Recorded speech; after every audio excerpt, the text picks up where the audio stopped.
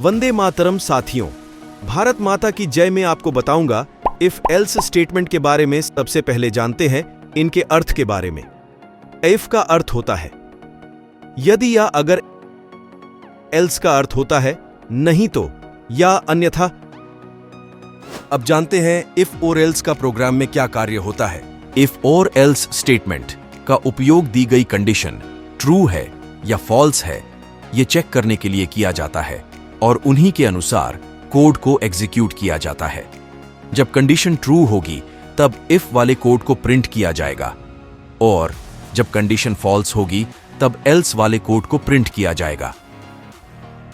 अब जानते हैं इसका सिंटैक्स। पहले लिखना होता है इफ। इफ क्या है? इफ एक कीवर्ड है। इसके बाद डबल ब्रैकेट लिखते हैं। डबल ब्रैकेट के अंदर कंडीशन को लिखा जाता है। कंडीशन ब्रैकेट के बाद सेमीकोलन को नहीं लिखते हैं, यह ध्यान रखें। कंडीशन किसे कहते हैं? कंडीशन रिलेशनल ऑपरेटर को कहते हैं। इसके बाद ओपन ब्रेसिस ओप क्लोज ब्रेसिस लिखते हैं। इन ब्रेसिस के अंदर ही प्रिंटएफ को लिखा जाता है। यदि आप केवल एक स्टेटमेंट्स का यूज कर रहे हो तो आपको ब्रेसिस का यूज करने की आवश्यकता नहीं है। और यदि आप एक से अधिक स्टेटमेंट का यूज कर रहे हो तो आपको सभी स्टेटमेंट को ब्रेसिस के अंदर लिखना होगा। ये इफ वाली स्टेटमेंट तभी प्रिंट होती है जब कंडीशन ट्रू होती है। इसके बाद लिखते हैं एल्स ओपन ब्रेसिस और क्लोज ब्रेसिस। एल्स वाली स्टेटमेंट तभी प्रिंट होती है जब कंडीशन फॉल्स होती है। और इस बात का ध्यान रखें, इसमें केवल एक बार ही कंडीशन को लिखा जाता है, वो भी केवल IF के साथ। यह होता है इफ एल्स का सिंटैक्स। अब हम इसे प्रोग्राम में यूज करना सीखते हैं।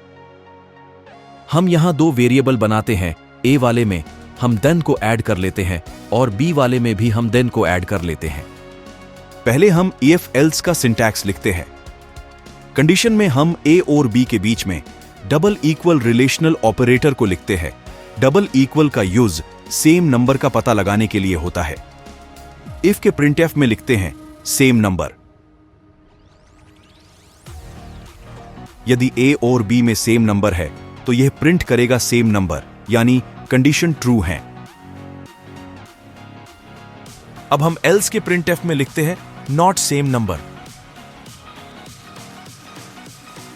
यदि ए और बी में सेम नंबर नहीं है तो यह प्रिंट करेगा नॉट सेम नंबर, यानी कंडीशन फॉल्स है।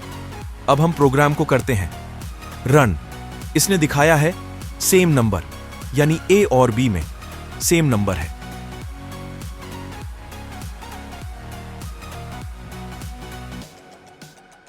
अब की बार हम ए में 10 के स्थान पर 15 ऐड करते हैं।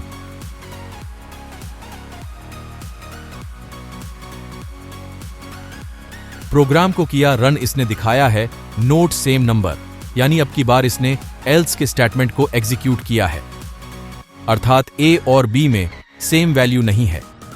इस प्रकार से आप इफ एल्स का प्रयोग कर सकते हो।